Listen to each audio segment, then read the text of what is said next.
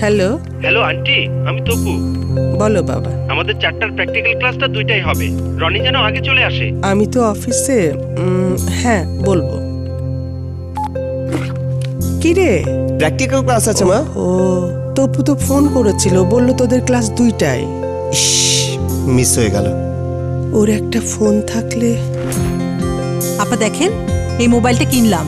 বাহ, সুন্দর তো। ভেবেছিলাম এবার বোনাস দিয়ে রনির জন্য একটা কিনবো, কিন্তু এত দাম। কি বলেন আপা, গ্রামীণ ফোনের এই অফারটার কথা শুনেননি? এর দাম তো খুবই কম। তাই দেখি। উৎসবের আনন্দে এবার মোবাইল হোক আপনারও।